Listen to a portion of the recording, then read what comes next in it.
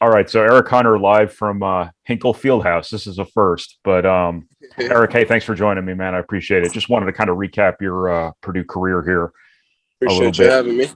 Uh, when you kind of look back at your Purdue career, what kind of stands out to you? What do you kind of take from it? All that stuff. I think the biggest thing I think about is just uh, things I learned on the court and how I feel like I, got better as a leader and as a person on the Mhm. basketball court, rather than just um, putting the ball in the basket. Yeah, yeah.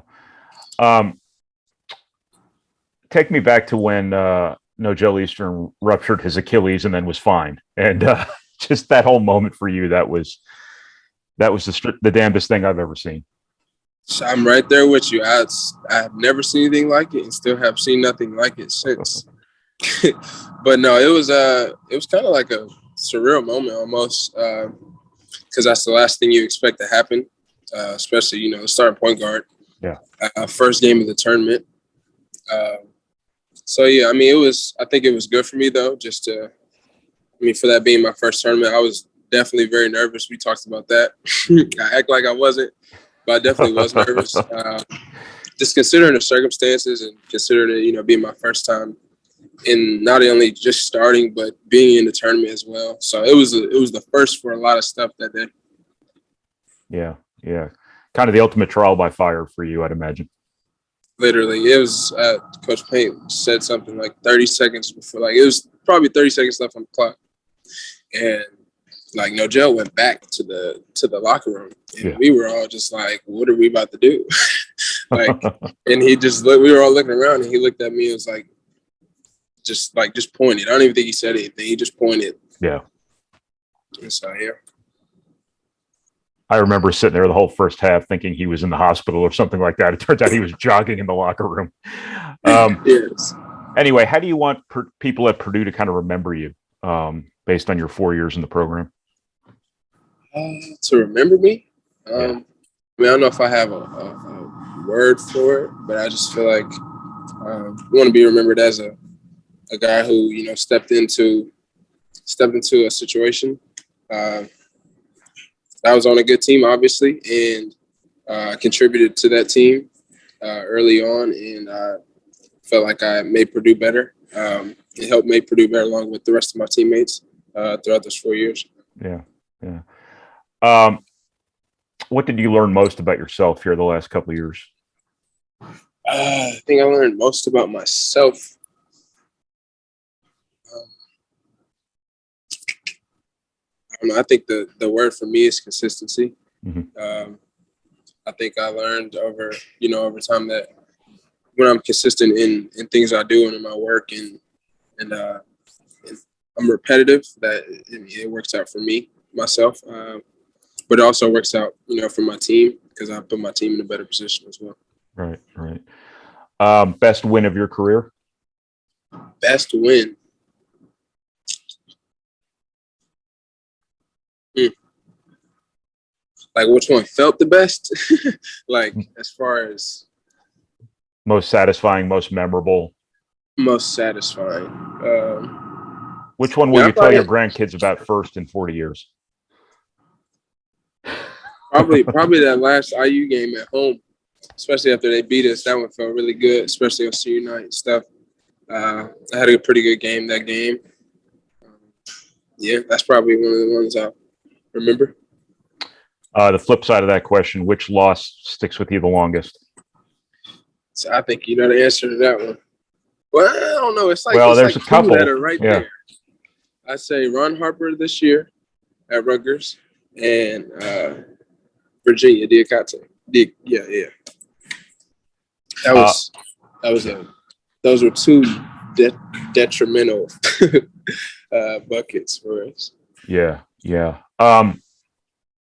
Who was the best player you played with at Purdue? Best player, Carson. My favorite was Trevion Why? because he gives me the ball. He passed me the ball. If nobody else, if I got no other looks, it was Travion was giving me one. Yeah, I hear you. What about the best player you played against? You had to guard a lot of good people in your career. The best player I played against, I'd say either Marcus Howard or Cassius Winston. Two pretty good ones. Really good. You kind of you still there? Yeah. Yeah. It was the Maryland game your freshman year, right, where that really started to kind of shape you in terms of understanding. Oh yeah, defense. we got to put Anthony Cowan on that list too. Yeah. But you kind of redefined yourself a little bit there on the fly your freshman year, didn't you? I did definitely. I did it kind of without necessarily knowing that's what I was doing. Mm-hmm. It was just something that I knew that would get me on the court on a really good team like I was on my freshman year, and I was just my way of contributing, and that ended up being something that stuck with me. Right. What do you think of obviously Purdue's going to be very different next year. What do you think of kind of some of the guys that got coming back and kind of their core? Some of the guys who are going to have to go from one level to another now. Yeah. I mean, I think that is probably the biggest bump that they have, just as far as them being young again. Mm-hmm.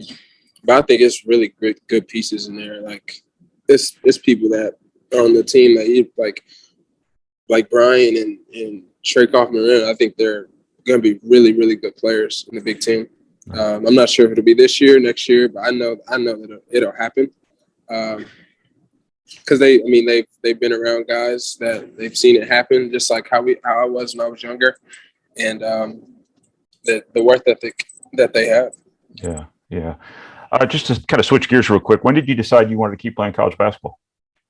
When? How did that all come about? It was kind of crazy. Because we kind of first I entered the draft, and I wanted feedback from that. Mm-hmm. But initially, my thing was to be a pro regardless after this past year, and it just I don't think it was a moment necessarily. I think it was just I felt like it would be a better situation for me to use my extra year, and we're kind of blessed in disguise to have that COVID year.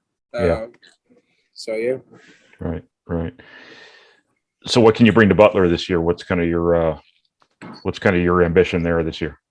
I hope to bring my I come from obviously a winning program. Mm-hmm. So obviously first things first is just to win here, but also it was kind of a for lack of a better term, selfish move in that I wanted to play a different style of basketball and kind of play a little more open and a little more free, have a little more freedom at the point guard position, and just be able to make plays at a high level. So. I guess that it's not an easy thing to do to play 4 years an hour from home and actually get closer to home. I guess how important is it to you to play out your career in your home city? Yeah, it's crazy because that's not something I necessarily thought about until after I kind of made the decision. Of course, being at home was in the back of my mind, but I think it's really special. It'll be really special that my parents will be able to come for a 7:30 game and be home by 9:15, and that's something that I definitely will not take for granted in the fact that I get another opportunity to play again another year. Yeah. Mom and dad saved some gas money, I'd imagine. Literally. At $5 a gallon right now, that's not to be understated. Good. Yep. I know that sounds good to them right now. Yep. So, well, Eric, I appreciate your time once again. Appreciate all your cooperation over the years, and wish you well at Butler. I appreciate you, Noob. Thank you.